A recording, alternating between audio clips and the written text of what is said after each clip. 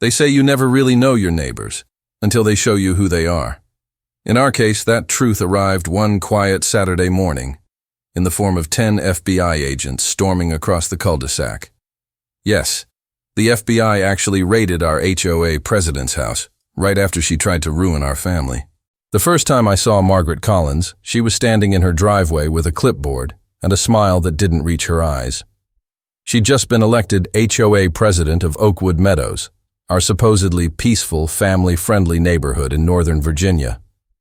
We'd moved in only 3 weeks earlier, thrilled to have found a small patch of calm after years of city noise. Our kids loved the maple trees that lined the street and the little creek behind the backyard. It felt like a place to build a future. Then Margaret happened. She had this aura of authority, like she'd been waiting her whole life for a title to justify her need for control. Her blazer had the HOA logo embroidered like a badge, and her voice carried the clipped rhythm of someone who always believed she was right. The first issue she raised was uniformity. Apparently, our mailbox didn't conform to community standards. Never mind that it had come with the house. Margaret said it clashed with neighborhood aesthetics. I laughed it off. My wife, Elena, didn't. She sensed something off about the woman from day one. The way her compliments had sharp edges, the way she lingered a little too long outside our fence. Things escalated fast. Within a week, we started receiving written courtesy notices. One about our garden hose being visible from the street, another about our recycling bin placement, then one about our kids' chalk drawings on the sidewalk, apparently a graffiti violation. At first, we tried to comply. I even repainted the mailbox to match the approved color palette Margaret had emailed us, 12 shades of beige. But the notices kept coming. Then one morning, I came home from work to find Elena on the porch, shaking with anger. She was in our yard, she said.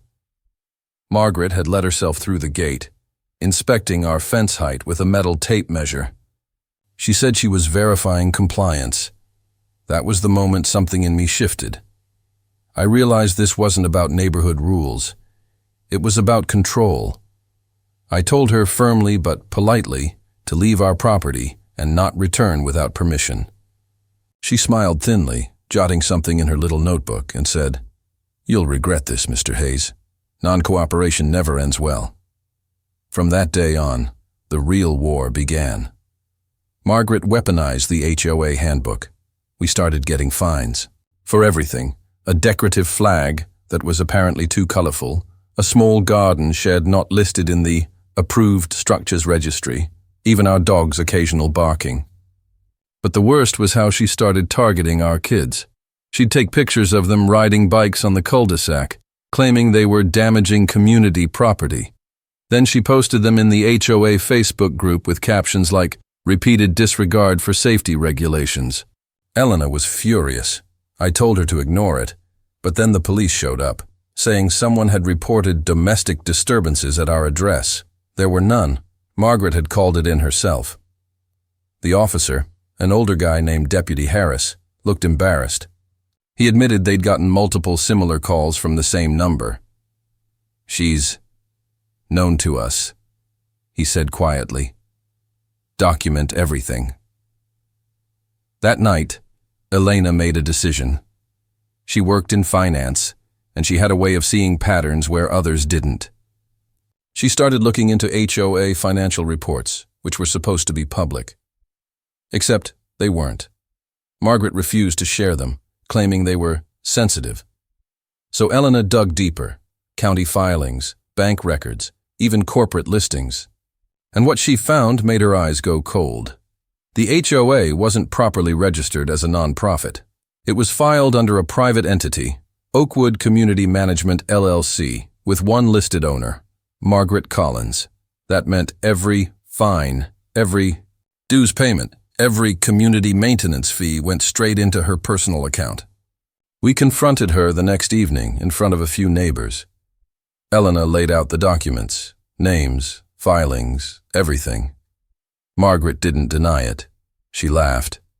"Do you have any idea what happens to people who spread false information about me?"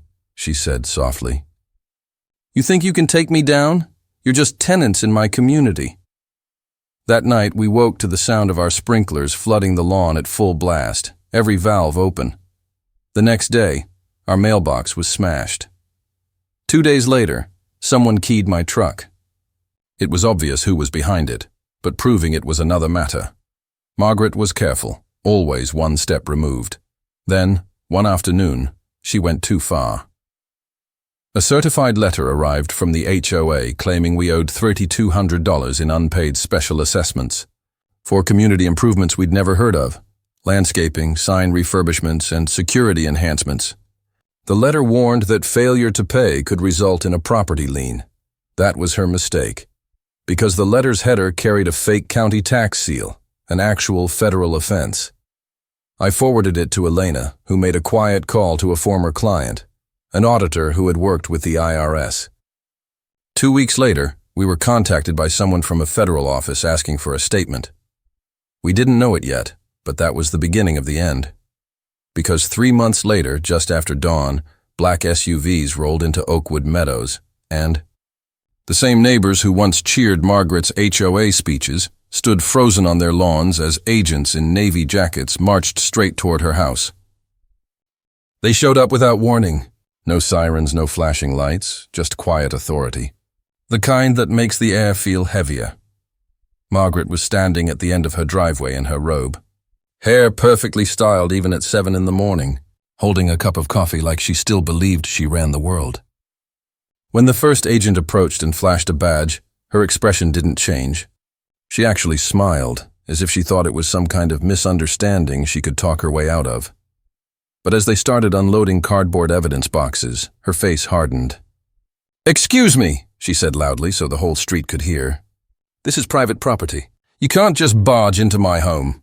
The lead agent handed her a folded piece of paper. "Federal warrant, ma'am." That was when her voice cracked. They went straight inside. Within minutes, they were hauling out file cabinets, computers, and what looked like stacks of binders, each one labeled Oakwood Community Operations. Neighbors whispered from their lawns. Some took videos. Others just stared, mouths open. Elena stood beside me on the porch, arms crossed. "You think she kept records?" she asked. "She kept everything," I said. "People like her always do." The investigation didn't happen overnight. It had been building for weeks behind the scenes. After that fake letter with the counterfeit seal, the feds started digging. Elena and I had provided them with copies of everything, emails, financial reports, screenshots of the Facebook group, even her public tirades about non-conforming homeowners. Turned out, the Oakwood HOA wasn't just unregistered, it was a full-blown personal slush fund. Margaret had been siphoning money for years through a maze of shell accounts. Landscaping invoices paid to companies that didn't exist. Maintenance budgets that covered security consulting from her cousin's firm. Even a line item for neighborhood morale initiatives, which, when traced, turned out to be a credit card bill from an online luxury boutique. The total theft. Over $600,000 she'd bought a new Mercedes for community patrols, a home theater system for HOA meetings, a vacation to Tuscany labeled as leadership development. The federal agents had been building a case quietly until one of her donations triggered a report through the Financial Crimes Network. That's when everything connected. But that morning, none of us knew the scale of it. All we saw was our self-appointed neighborhood queen watching her empire crumble in real time. She stood in the front yard as the agents carried box after box past her, shouting that this was all an overreaction, that she had receipts. Then she pointed directly at me. "This is your fault," she screamed. "You and that nosy wife of yours, you started this witch hunt." The agents didn't even glance her way. One calmly told her to step back, but she wouldn't. Margaret lunged toward the porch, jabbing her finger in my direction. "You people never belonged here. You've poisoned this community." I didn't answer. I didn't need to. Everyone around us, the same neighbors who once feared her, was watching. A few even stepped closer to me, quietly shaking their heads. Then something strange happened. One of the agents called out from inside the house, "You need to see this." They carried out a laptop, several hard drives, and a fireproof lockbox. Inside were handwritten ledgers, Columns of numbers, check details, even memos labeled personal compensation adjustments. One sheet had my name. Next to it, penalty proposal, $10,000. She'd planned to fine me 10 grand for hostile behavior. Elena exhaled slowly. She really wanted to ruin us. Yeah, I said quietly. But she ruined herself first. Later that day, I got a call from Deputy Harris, the same officer who'd responded months earlier when she called in those fake complaints. He said the county had received confirmation from the feds, multiple charges pending. Fraud, forgery, tax evasion, misuse of authority. She won't be HOA president for long, he said, almost sounding amused. Still, Margaret didn't back down.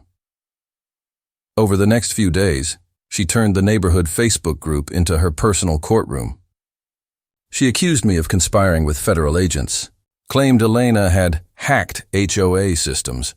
She even posted that she was filing defamation suits against the Hayes family, but no one believed her anymore.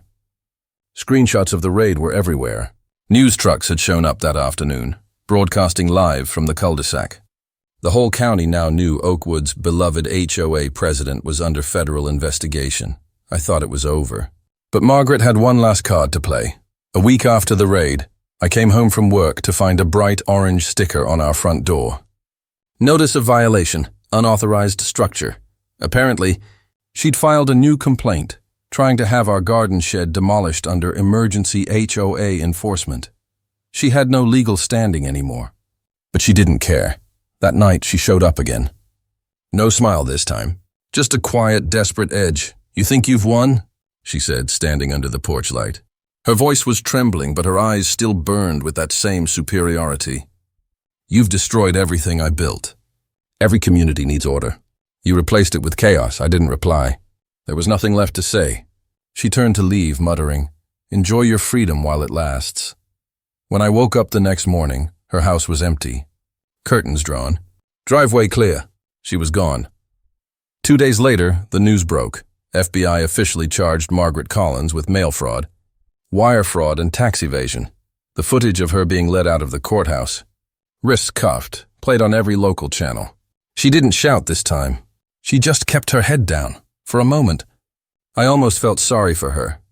Almost. But then I remembered every time she photographed our children, every false police report, every dollar she stole from neighbors who trusted her. And I realized justice wasn't over yet. Because the case wasn't just federal now. Elena and I had filed a civil suit on behalf of the neighborhood, and this time, we had every document, every screenshot, every name. It started with a blackout. Not the usual kind where you wait a few minutes and everything flickers back on. This one felt intentional, like someone wanted me blind. I was in the cabin working on some fence plans when the power snapped off. Silence swallowed the room. Outside, the generator stopped too. That was odd. It had never failed once since I installed it. When I stepped out, I caught the faint sound of footsteps crunching gravel near the tree line. My flashlight beam cut through the dark, but whoever was out there had already melted into the woods.